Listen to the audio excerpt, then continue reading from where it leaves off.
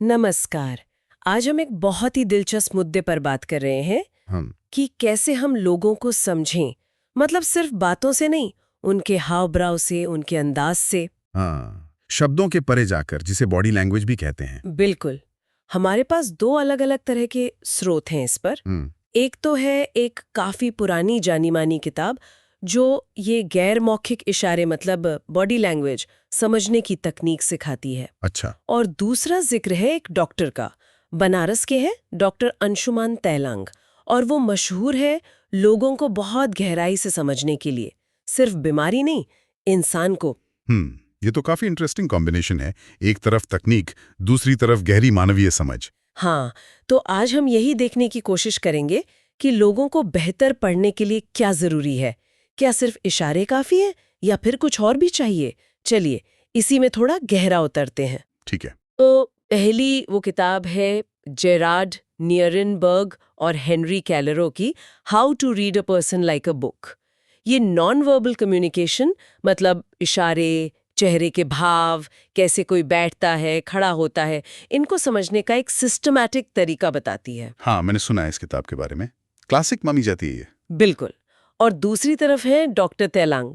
वो सिर्फ डॉक्टर नहीं है, उनकी अप्रोच में साइकोलॉजी, फिलॉसफी मतलब मनोविज्ञान और दर्शन का भी असर दिखता है। वो पेशेंट को एक पूरे इंसान की तरह देखते हैं। यहीं पर बात दिलचस्प हो जाती है। देखिए, किताब जो है वो फोकस करती है टेक्निक्स पर।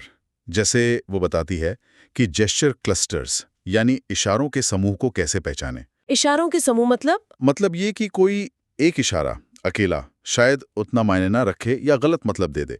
आपको एक साथ कई इशारों को देखना होता है, और ये भी कि वो सिचुएशन से मेल खाते हैं या नहीं, उनका आपस में तालमेल कैसा है। अच्छा, हाँ। जैसे किताब कहती है कि खुली हथेलियां दिखाना वो अक्सर ईमानदारी या खुलेपन से जुड़ा होता है, जबकि अगर कोई हाथ बांध कर खड़ा है सीने पर तो हो सकता है वो थोड़ा डिफेंसिव हो या असहज हो सकता है। ये तो है। और कुछ इशारे तो बड़े स्पेसिफिक होते हैं। किताब में एक जिक्र है कि अमेरिकी मर्दों में वो एक पैर का टखना दूसरे घुटने पे रखकर बैठना, जिसे फिगर 4 पोजीशन कहते हैं, हाँ हाँ। वो कई बार कंपटीशन या बहस का मूड दिखाता है। ये छोटी छोटी बातें भी मायने रखती हैं। बिल्कुल।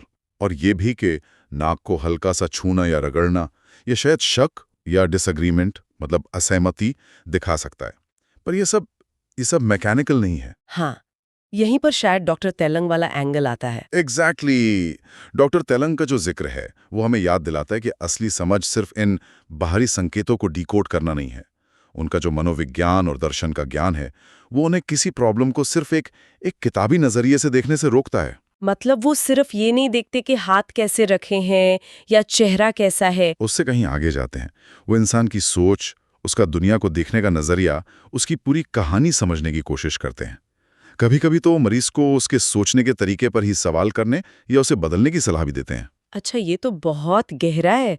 मतलब सिर्फ इशारे पढ़ना नहीं, इंसान को पढ़ना। हाँ, इंसान की पूरी कहानी, उसकी दिमागी हालत, उसका बैकग्राउंड, सब कुछ। वैसे किताब भी कहीं ना कहीं इसी तरफ इशारा तो करती है। वो कहती है कि ये नॉन वर्बल कम्युनिकेशन को समझने से हमें दूसरों की फीलिंग्स, उनकी ज़रूरतें बेहतर समझ आती हैं। सही बात है। चाहे वो क्लाइंट प्रोफेशनल रिश्ता हो या पेरेंट्स और बच्चों का, या फिर दुकान पर ग्राहक और बेचने वाले का, गलतफहमियां कम हो सकती हैं। हाँ, बिल्कुल।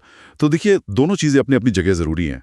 किताब हमें वो औजार देती है, वो नजर देती है कि देखो इन इशारों पर ध्यान दो, उनके ग्रुप पर ध्यान दो, सिचुएशन देखो। और डॉक्टर तेलंग का उदाहरण हमें सिखाता है कि सिर्फ औजार काफी नहीं है। असली समझ के लिए आपको सहानुभूति चाहिए, एम्पैथी। और इंसान को उसके पूरे कहानी, उसके पूरे संदर्भ में देखना होगा। तो ये एक तरह की कला भी है और विज्ञान भी, स्किल है। हाँ, एक स्किल। और ये ऐसी स्किल है जिसे आप धीरे धीरे ध्यान देकर सीख सकते हैं। किताब भी यही कहती है कि रोज प्रैक्टिस करो, लोगों को ऑब्जर्व करो। लेकिन बस जल्दबाजी में कोई नतीजा न निकालें। बिल्कुल। सबसे जरूरी यही है, ऊपरी संकेतों को देखकर एकदम से कोई लेबल न लगा दें। हमेशा पूरे कॉन्टेक्स्ट में देखें। सही कहा। अच्छा, एक आखिरी बात सोचने के लिए छोड़ जाते हैं। हम अक्सर दूसरों के इशारों, उनके हाव भाव को समझने में लगे रहते हैं ना। पर क्या हम कभी रुककर ये सोचते हैं कि हमारे खुद के इशारे, हमारी बॉडी लैंग्वेज दूसरों पर क्या असर डाल रही है? हाँ, ये बहुत जरूरी सवाल है। क्या हम जो मैसेज देना चाह रहे हैं वो ही जा रहा है या कुछ और ही? इस पर सोचना भी शायद उतना ही जरूरी है जितना दूसरों को समझना। बिल्कुल। अपने अशाब्दिक व्यवहार पर भी ध्यान देना बहुत अच्छा पॉइंट है।